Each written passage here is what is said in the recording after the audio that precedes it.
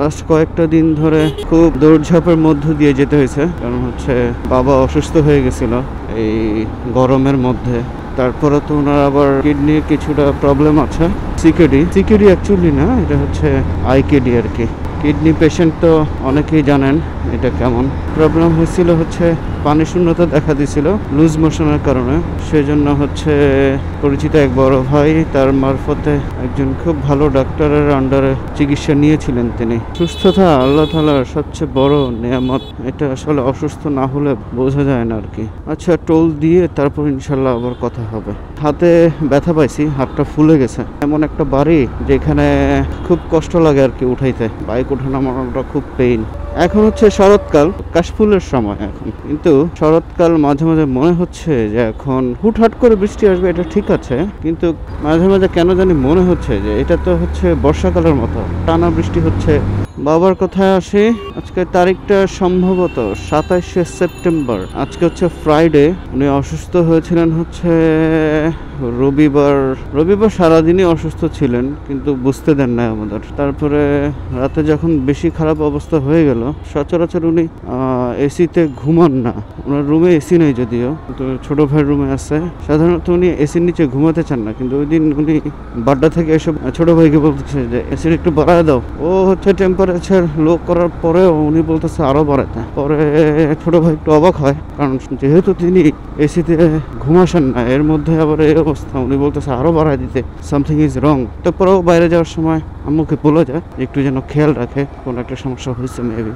উনি এই অবস্থায়, উনি সবসময় যখন অসুস্থ হয় তখন কাউকে বলতে চান না কিছু। তখন তো আর এরকম হয় না কিছু, সারা রাতই উনি অসুস্থ ছিল, আরো কিছু বুঝতে দেয় নাই। কিন্তু ফজরের সময় যেটা হয়েছে সেটা হলো উনি বলতেছে আমার পা আঁকড়ায় যেতেছে। এর মধ্যে আমি আবার চেক করতেছি যে ঘাম নাই, কিন্তু তার ডান হাত ঠিক আছে, কথা আবার মুখে বেজে যাচ্ছে, কিন্তু দুই হাত আবার উপরের দিকে উঠাতে পারতেছে। আমি আসলে কনফিউশন হয়ে গেছিলাম যে এটা আসলে কি, স্ট্রোক নাকি অন্য কিছু। যাই হোক, যেহেতু আগে বলেছিলাম তার লুজ মোশন হয়েছিল, কিন্তু এতটা লুজ মোশন হয়েছে যে ওনার শরীরে পানির শূন্যতা এবং লবণ, পটাশিয়াম বা সোডিয়াম যেগুলো আছে এগুলোর ঘাটতি চলে আসছিল আর কি। তখন আমি বুঝতে পারলাম যেটা আসলে মাসল ক্রাম্প, শরীরে লবণের ঘাটতি হলে এরকম হয়। যাই হোক, পরে আসলে আর সারা রাত থেকেই বলতেছিলাম ওনারা যে চলেন হসপিটালে চলেন। উনি আসলে সেটার কোনো তোয়াক্কাই করলেন না। শেষ পর্যন্ত যখন মাসল ক্রাম্প শুরু হলো, তো যখন পেইন শুরু হলো, তখন তিনি বললেন যে, মানে তিনি তো আর কিছু বলেন নাই তখন আমি আর বললাম যে না। ওই যে ভদ্রলোকটা এখানে দাঁড়া গল্প করতেছে, আর এইদিকে দেখেন কি অবস্থা, যে যার মতো যেমনি পড়তেছে অমনি চলে যেতেছে। যাই আর কি করব, দিন যখন যাইতেছে তখন তো এমনি যাবে। আসতেছে বৃষ্টি, এর মধ্যে আবার কিছুই আনি নাই, রেইনকোট সেট। আমাকে যাইতে হবে সেই ইবনে সিনার এখানে, এটা হচ্ছে শঙ্করে, যদিও সায়েন্স ল্যাব চলে আসছে। আরে মামা দিছিল তো আমারে। পরে আর কি, রবিবার দিন রাতে সারা রাত তো হচ্ছে আমি আর আমার আপু ঘুমাই নাই। এরপর হচ্ছে সকালে ফজরের সময় যখন দেখলাম যে এই অবস্থা, তখন আর লেট করলাম না, ব্যাস সোজা চলে গেছি হসপিটালে। গেলাম যে কোনো একটা হসপিটালে, কাকরাইলে ইসলামী হসপিটাল আর কি। ব্যাস, ওইটাতে সিট নাই। ওনার একটা জিনিস আমার আসলে ভালো লাগলো না, সেটা হলো এটা হলো বিএনপির যে পার্টি অফিস আছে এটার পাশে একটা হসপিটাল আছে আর কি, ইসলামিয়া ব্যাংক হসপিটাল আছে। সেখানে গেলাম, ওনারা বললো ওনাদের সিট নাই। উনি ফার্স্টে বললো আমাকে যে আমি তো সিট দিতে পারবো না, কন্ডিশন দেখে মনে হচ্ছে ভর্তি করানো লাগবে, তো আমি প্রাথমিক চিকিৎসা দিয়ে দেই। আমার কথা হলো যে এই রোগীটা আমার ভর্তি দেওয়া লাগবে, ওটার প্রাথমিক চিকিৎসা দিয়ে আমি আর এখানে কি করবো। তারপরও নিলাম, বাবা যেহেতু কোনো রিস্ক নিলাম না। সব বিষয়ের সাথে কম্প্রোমাইজ আসলে হয় না, কিছু বিষয় আছে নট নেগোশিয়েবল। বাবা তো ওই ধরনের একটা জিনিস। ওইখান থেকে আসার পরে হচ্ছে ইসলামিয়াতে সেন্ট্রালে গেলাম, সেখানেও আসলে কোনো নাই, সিট নাই। এরপর হচ্ছে কাকরাইলের এখানে ব্যাংক হসপিটালে, ওইখানেও নাই, কোনো জায়গায় কোনো কিছু করতে পারলাম না।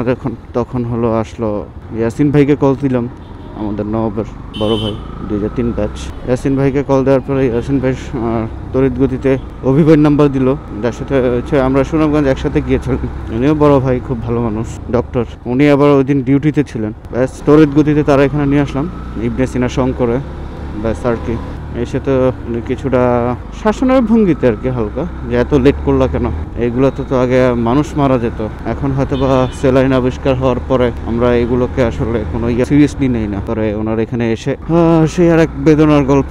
সকাল 5টার সময় এসে সিট পেয়েছি হচ্ছে, সিট যদিও আগে খালি ছিল না, ওনারা বলেছিল যে অনেক সময় লাগবে। ভাই বলতেছিল যে কি করবা, আমি বলে যে আমার কাছে আর কোনো অপশন নাই, যেহেতু আপনি এখানে আছেন, আমি আসলে আর কোনো দিকে কোনো রিস্ক নিতে চাচ্ছি না। এখানেই থাকুক, যতক্ষণ লাগে সিট দিবেন। এই তো পরে হচ্ছে এখানে 3টা পর্যন্ত সিটের জন্য অপেক্ষা করে 3টায় সিট পেয়ে দেন হচ্ছে আস্তে আস্তে ট্রিটমেন্ট শুরু হলো। এই হলো অবস্থা। একটা বিষয় কি, আমাদের স্বাস্থ্য সেবা, এই কি বলবো আর, নতুন করে এগুলো তো আসলে বলার কিছু নাই, সেটা সবাই জানেন। তারপরেও কিছু কিছু প্রতিষ্ঠান আছে তাদের গতানুগতিক যে চিকিৎসার যে ধারা, এই ধারা থেকে বের হয়ে এসে কাস্টমারদের ভালো সার্ভিস দেওয়ার চেষ্টা করে। কেউ আবার ওনার শরীরটা নাকি দুর্বল লাগতেছে, গতকালকে রিলিজ করাইছি, কিন্তু তারপরে নাকি আজকে ওনার শরীর দুর্বল লাগতেছে। এখন নিয়ে যাইতে হবে আর কি, ওষুধটা ওইদিকে পাওয়া যায় না, এই জন্য এখান থেকে নিয়ে যাওয়া। আচ্ছা, ওষুধগুলো নিয়ে নিলাম। এখন একটা ওষুধের জন্য কত দূর আসতে হইলো, ব্যাপার না। তারপরও ভালো থাকুক পৃথিবীর সকল বাবা। আর যারা হায়াতে নাই, আল্লাহ যেন তাদেরকে তাদের কবরস্থকে বেহেশতের বাগান বানিয়ে দিক, জান্নাতুল ফেরদৌস দান করুক, আমিন। আসলে বলে না, বাবা টাকার থাকার থেকে বাবার থাকাটাই হচ্ছে মেইন গৌরবের, সবচেয়ে ভালো। শরতের হচ্ছে এই হলো আকাশ, কখনো বৃষ্টি কখনো রোদ, কিন্তু মুষলধারে একটানা 3-4 দিন ধরে শরতে কখনো বৃষ্টি হয় না আর কি। কিন্তু ইদানিং আমরা সেটাও দেখতেছি। কালকে যখন আব্বাকে বাসায় নিয়ে যাচ্ছিলাম, তখন ঢাকা মেডিকেলের এদিকে গেলাম, আর এই যে বৃষ্টি, এই কাপড়